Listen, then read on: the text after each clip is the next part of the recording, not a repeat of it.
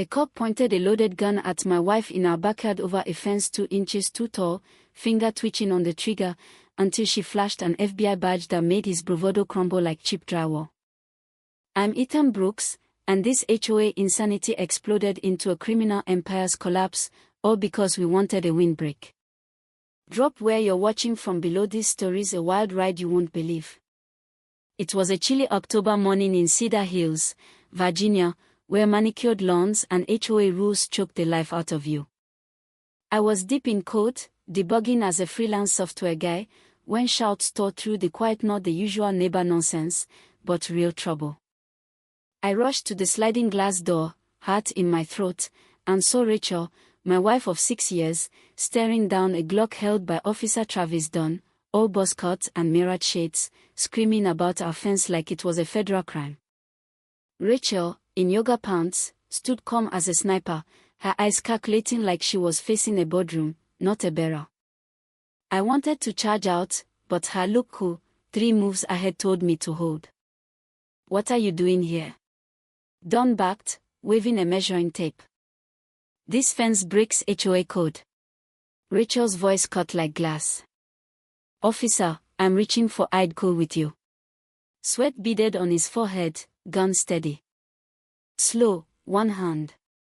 She pulled a black wallet, flipped it open, and sunlight hit a gold FBI badge.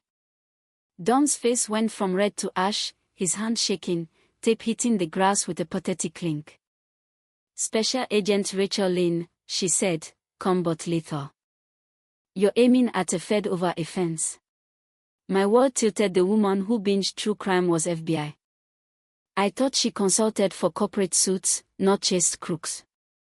Don stammered, "Didn't know, Agent Lynn fence is 5 centimeters over, HOA complaint." Rachel snapped her wallet shut, making him jump. 2 inches of wood, and you pull a gun. Choose your next words carefully. Then Margaret Hayes, HOA queen, strutted in blonde bob, blazer-like armor, eyes blazing with something beyond bylaws. "Agent Lynn," she sneered, "your badge doesn't override our rules." Rachel didn't blink. "It overrides deadly force, Margaret." The yard crackled. 2 titans, 1 showdown. Margaret's glance darted to her office window, a photo of a young girl glowing inside. "Rules keep order," she hissed, "not like some folks." It wasn't about the fence, it was personal. Next morning, our doorstep drowned in 47 violation notices: grass too long, mailbox shade wrong, trash can off by a foot, even our gnome too tacky. Rachel smacked, bitter. Margaret's waging war. Over coffee, I pushed, "FBI, Rachel. For real." She sighed, tense. "Ethan, I wanted to tell you organized crime, trafficking, corruption. I hid it to protect you. Conferences. Stakeouts. That black eye from a door? A drug buzz gone messy." I felt like I'd married a stranger who shared my coffee maker. The doorbell rang. Mrs. Ellen Ward, 70s, ex-lawyer, fire in her eyes, handed us a folder. Margaret's stolen $2.3 million in HOA fees, shell companies, no projects. She leaned in. Her daughter Lily died in a crash 3 years ago. Grief twisted her into a control freak. I dug into the dirty fake invoices, ghost contractors, all tied to Margaret. I launched cedarhillstruth.com, exposing it, but Margaret hit harder. Her PR campaign painted us as rogue feds bullying Cedar Hills. Edited clips showed Don as a hero, Rachel a villain. Neighbors with grilled burgers with called us traitors online. Rachel's phone pinged: "Boss, you're suspended, misuse of resources." Margaret's complaint claimed Rachel abused FBI databases. "They can't," I said. Rachel's jaw tightened. "They did. I am stuck." A midnight call, distorted voice: "Stop digging, Agent Lynn.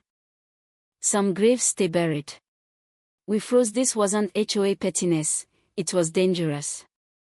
Online, 900 comments vilified us. A neighbor keyed our car. Rachel found footage of someone scoping our house pre-fence drama. Ellen called a meeting 15 families, sick of Margaret's reign, shared tales, fans for noisy kids, unpatriotic decor. Ellen's kicker, she'd bugged Margaret's office.